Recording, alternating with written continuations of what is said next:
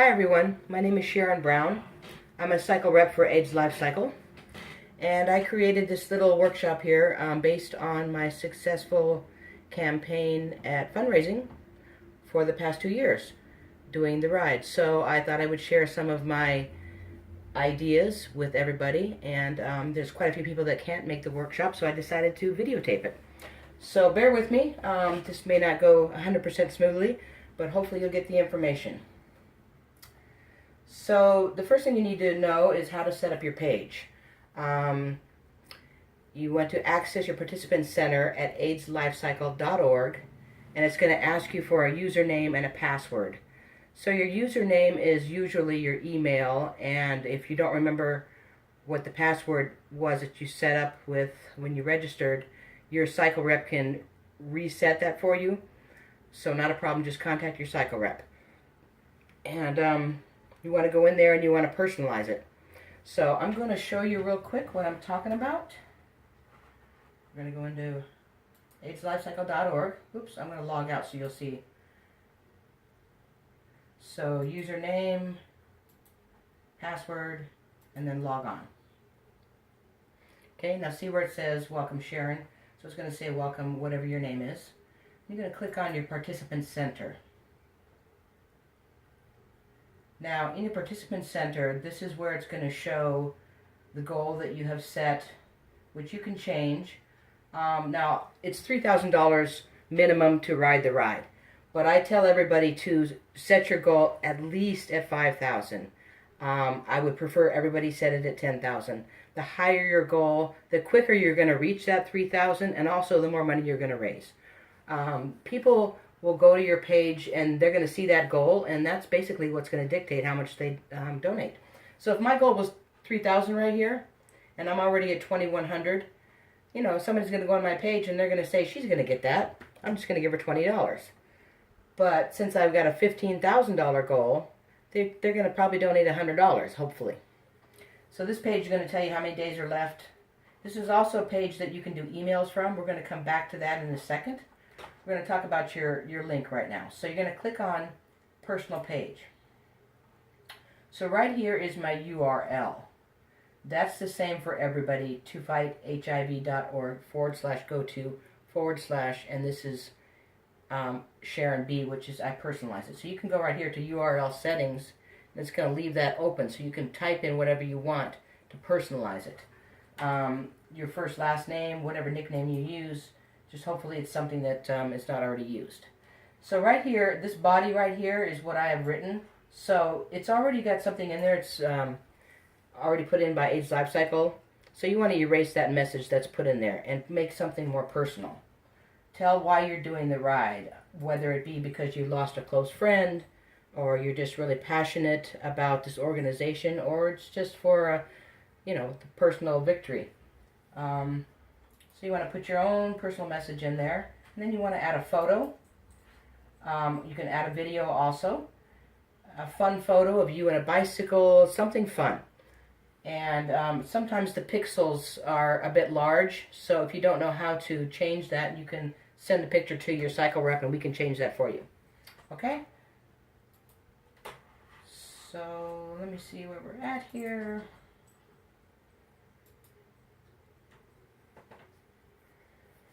Okay, so you want to know that URL, and you're going to use that when you post onto Facebook or wherever it is that you do your fundraising.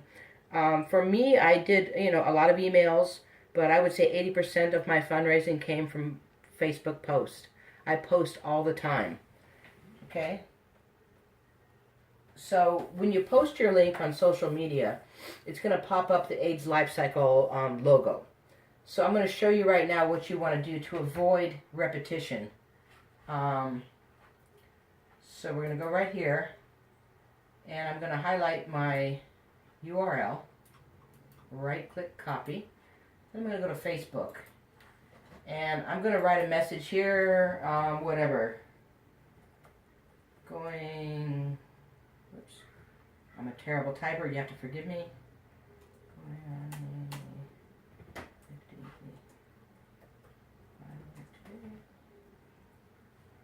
Okay, so going on a 50 milker today. Anyway, you know what I mean.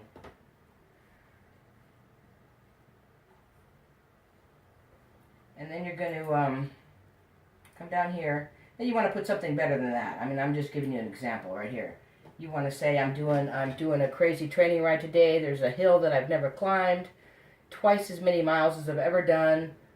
I like to also put in there how many days, a timeline, how many days are left. 92 days till the ride. Oh my God, I've got to get fit. So all of these things are going to help you raise money. Anyway, so I'm going to erase that because that's silly. Okay, so then after you put your message here, then you're going to right click on your link. So automatically what appears is the AIDS LifeCycle banner. So if you just leave that banner up, unfortunately that's seen by everybody all the time, every day on Facebook. It's just everybody's posting their links, and they're not personalizing them. So that's going to tend to get passed by. So if you want a better chance at getting people to stop and read what you have to say, you want to personalize that. So just get rid of that banner right there and pick up a personal photo. You want a bicycle, whatever you have, a training ride. I'll just throw that one on there. And then you're going to post. So you're going to have a great message in there, your link, and a photo. Oops. So when they go to your page, and you're going to, whatever you say, you've got to catch their attention. Let them know how hard you're working today. And as soon as I click on your link, it's going to take them right straight to your page where they can donate. Okay? Let me get rid of that. I'm not ready to post today.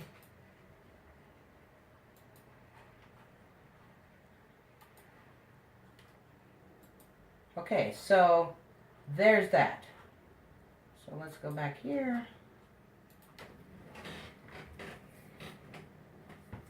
So the other thing about posting on Facebook is that if somebody likes what you've written, or they even respond to it with a comment, and they don't donate, hit them up. Send them a message and say, hey, I saw that you liked my post, and just wondering if, I'm trying to raise $5,000 this year. I was wondering if you could, if you could share something with me, if you could donate a little something, anything would be helpful. So if you hit up everybody that likes your post, you're going to raise a lot of money if they donate. So it's one more chance to get donations. So don't let that pass you by. Okay? So if you have not started fundraising, if you have not done a single thing, if you haven't raised a single dollar, and there are several people that haven't, so don't feel alone. But now is the time. Now is the time. If you wait much longer, people tend to not do the ride. And I would hate for anybody to miss this amazing, amazing experience. It's literally changed my life. So what you want to do is you want to post on Facebook. You can even send an email. Let people know, oh my God, who wants to be first? I'm at $0 and I need to raise $5,000 this year. I want to raise $10,000 this year. Who will be my first? Who will donate to me first? Everybody loves to be the first. Every single year, this is my first post. And every single year, I come away within a day with $100. So this will get you off that zero. And getting off that zero sometimes is life-changing. Okay, this is another great way to get off that zero, or even to continue fundraising, to get fundraising going. You can donate to yourself. Lead by example. It shows your commitment. Donors want to know that you would do what you're asking them to do. So you can self-donate $50 or $100 using the payment plan. That's basically $10 a month. So I'm pretty sure we can all afford $10 a month. So that basically shows everybody that you're willing to do it. And what you do is you post about that. Now that $100, that $50 is going to show immediately to your page, that donation, and it's going to show your name. So you post on Facebook, I just donated $100. Who's going to match me? And don't forget to attach your link. Always attach your link. You can even throw in a fun picture of some cash or a $100 bill or something that, is in line with this post. And then you want to share with everyone. Okay? So emails. Let's go back to emails. Now emails are important. because those reach all your family and friends and all of your contacts. And don't leave anybody out. Don't think that I'm not going to send an email to that person, because you never ever know. You really never know. It's important too that you send separate emails to everyone. Don't make the same email for everybody. It's the worst thing you could do, because they can tell that that's an email that's going out to everybody. You want to make it specific for each person. Now you can use the same body of the email, but switch it up in the beginning and the end so that that person knows you're talking about them. Now, one thing that's great, if you send emails through your participant center, which is what I did. Let's go back. So you can import your contacts. So let's go to Add Contacts. So you can import your contacts from Gmail, Yahoo, whatever you're using. And what this does is when you send emails through your participant center, it keeps track of them all. So I've done the ride 2 years in a row, and it shows everybody that I've emailed. A lot of these people I didn't email, and it shows what they donated last year and what they donated this year. And it also says if I've sent them an email and if they've opened it. So this is really valuable information. It will keep track of everything. So you can just send your emails right through here. You just go to Compose, and you can type an email right here, and your subject and your person you're addressing it to. Now be sure that you're making it specific, as I said, and send them one at a time, because if you get $100 for every email you're sending out, that's a lot of money. So don't skimp on this. This is really important. Okay?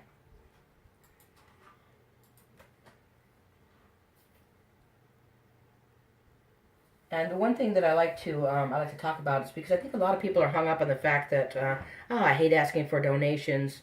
It creeps me out. I feel bad. The thing is, asking for donations for this is an amazing opportunity for people to be part of this journey. It's not like you're asking for a loan. You're asking people to donate money for this cause. You're about to get on your bicycle and ride from San Francisco to Los Angeles. That's what you're going to do. And you're just asking them to throw a little money at this. Trust me, you're doing most of the work here. So get that out of your mind. Give people an opportunity to help you. And if you can go up to somebody and you can actually look them in the eye one-on-one, is always the best way, because people can't turn away from that. An email or even a Facebook post will generally take up to 8 times asking. So when you send your emails out, don't think if you didn't get a response that you need to give up. That means you need to send it out again. Now, I normally send them out about twice a month. This is March, so send them out twice a month, every couple of weeks. And just, change it up a bit. I'm just letting you know, I'm just reminding you. I know that you got my message before and you're probably thinking about doing this. I just want you to know how important it is for me. And, use your imagination. This is probably the most creative part that you're going to have to come up with, is how are you going to, create these emails that are going to be different each time and draw people in. So that's where your work comes in, is thinking of something creative to write that's going to get those donations in these emails. And, just continue to write people. And as it gets closer to the ride, I would say once a week, reminders. Until finally you get an answer, whether it be a donation or I can't do it this year. That's just an example of an email. Basically what I'm talking about. Dear Uncle Ed, do you remember those bike rides we used to go on when I was a kid? Well, you'd be proud of me now. I'm going to be cycling 545 miles all the way from San Francisco to Los Angeles to raise money to fight HIV and AIDS. I appreciated your support then, and I know I can count on you now as I embark on this incredible journey. Please support me by making a donation to my fundraising page. So this is right to Uncle Ed. It's a specific message, and that's going to get him. He's going to donate. Okay, this is probably where I raised most of my money, is taking people on my journey. I did a lot of training, and a lot of training rides, and a lot of pictures. I would get up in the morning at 5 a.m. to go on an 8 o'clock training ride, and I would take a picture of myself with my hair a mess, a picture of the dogs sleeping on the bed, and post how much I wanted to stay in that warm bed with my dogs and not get out, and get out in this cold weather and go on a 45-mile training ride. And then I would attach my link. So I did that every single morning that I went on a ride, and that was every weekend, or if I got up to go hiking or whatever I did, I post about it and attach my link to everything I did. People really want to follow you on this journey. They want to see you increase your strength and in your mileage and get better and better and stronger as the ride gets nearer. And I would always start it out by saying, 87 more days. Oh my God, it's getting closer and closer. I've got to get up to 100 miles pretty soon and whatever. Just be creative. Think of all the things you can say that are going to draw people in, because they really want to be on this journey with you. And mix it up. Lots of different pictures. When you go on training rides and you're there, take pictures of you and your other cyclists. Take pictures when you stop at the breaks. And take pictures when you get by the ocean. Stop, pull over on the bike. Take a picture of you at the ocean and post the link and say, I'm halfway through my ride. Just continue to post. Another good way is telling people what their money will provide. These are some of the things that you can write about. $1,000 covers a full year of medical supply costs for 40 patients. You just put that out on there with your link. Please support my ride, whatever, and a great picture, and that's gonna get someone. Now you can find these information. Let me just see if I can find this. I believe it's AIDS LifeCycle, and then you go into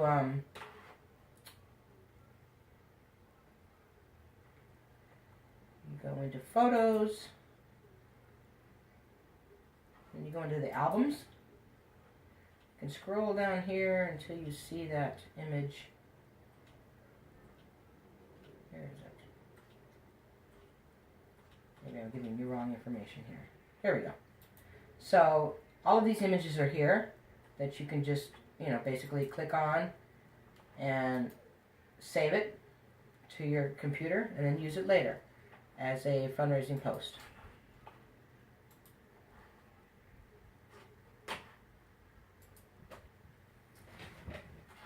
Okay, so moving on here, using incentives and benchmarks. So pay attention to all the incentives. The 5K jersey, the 10K kit. You want to let people know that these things are available to you and how bad you want them. Okay, I need $450 more to earn this 5K jersey, and I want it so bad. Put a picture of the 5K jersey up there. Let people know what it is that you're trying to get. The 10K kit. You can get these pictures from your participant center. If you go under fundraising and the drop down thing, you click on incentives, and it'll have an image there. So you can copy that and save that also to your desktop and use that. Benchmarks is basically just talking about, let's see, I'm at 5,600. I want to reach 7,000 by the end of the month. I need $1,300 more. Who's going to help me reach that benchmark? So people like specific amounts and time frames. That really helps them to determine how to help you out.